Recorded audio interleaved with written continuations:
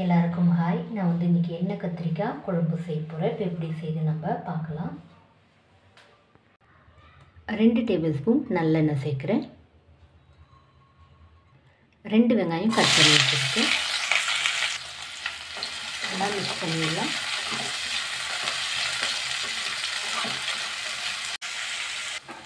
வெங்காயம் இந்த அளவுக்கு வதங்கி வந்திருக்கு. ஒரு துளி இஞ்சி கட் பண்ணி வச்சுருக்கேன், சேர்த்துக்கிறேன். 8 பல்லு பூண்டு ஒரு வாட்டி மிக்ஸ் பண்ணிடலாம்.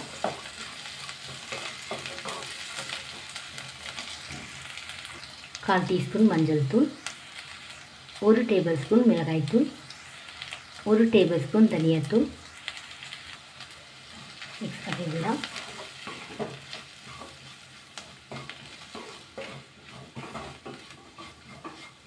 ரெண்டு தக்காளி கட் பண்ணி வச்சுருக்கேன், சேர்த்து தக்காளி கொஞ்சம் வதங்கி வரட்டும். இந்த அளவுக்கு வதங்கி வந்திருக்கு. நம்ம இப்போ எடுத்துடலாம். ஓரளவு சூடு அரைச்சி மிக்ஸி ஜாரில் சேர்த்து அரைச்சி எடுத்துக்கலாம்.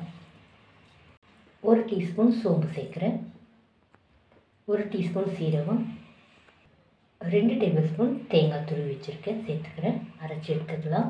கொஞ்சமாக தண்ணி சேர்த்துக்கிறேன். அவ்வளோதான், நான் அரைச்சிட்டேன்.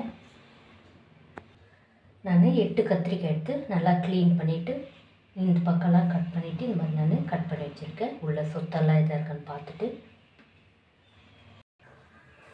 5 டேபிள் ஸ்பூன் எண்ணெய் சேர்க்குறேன். கத்திரிக்காய் உள்ளே சேர்த்துடலாம்.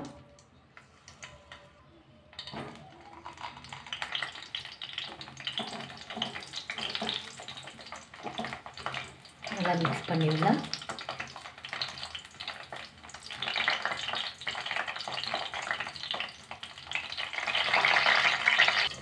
அவ்வளோதான், ஒரு மூடி போட்டு நம்ம வதக்கலாம். எல்லாம் எண்ணெய்லாம் மேலே தெரிக்கும்.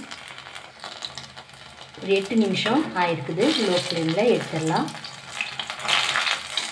அவ்வளோதான். இதே எண்ணெயில் 1/2 டீஸ்பூன் கடுகு,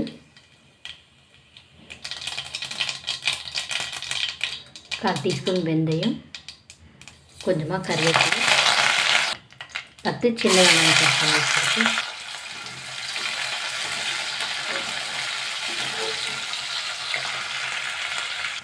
வெங்காயம் சேர்த்து 1 நிமிஷம் ஆகுது. மசாலா உள்ள சேர்த்துடலாம். நம்ம அரைச்சி வச்சு மசாலா உள்ள சேர்த்துடலாம். மிக்ஸி ஜாரில் கொஞ்சமாக தண்ணி சேர்த்துடலாம்.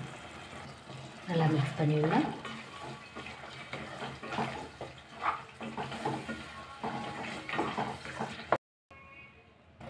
மூடி போட்டு ஒரு 3 நிமிஷம் இருக்கட்டும். இப்போது 5 நிமிஷம் ஆகுது. இப்போ நம்ம புளி தண்ணி சேர்த்துடலாம். ஒரு லைன் சைஸ் புளி எடுத்து கரைச்சி வச்சுருக்கேன். நல்லா மிக்ஸ் பண்ணிவிடலாம். கொஞ்சமாக தண்ணி சேர்க்குறேன். தேவையான அளவு உப்பு சேர்த்துடலாம்.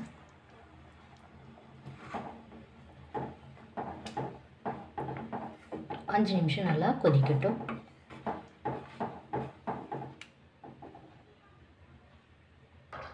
இப்போ 5 நிமிஷம் ஆகுது.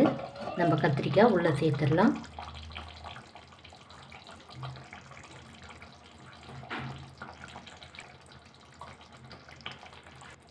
ஒரு வாட்டி மிக்ஸ் பண்ணி விடலாம்.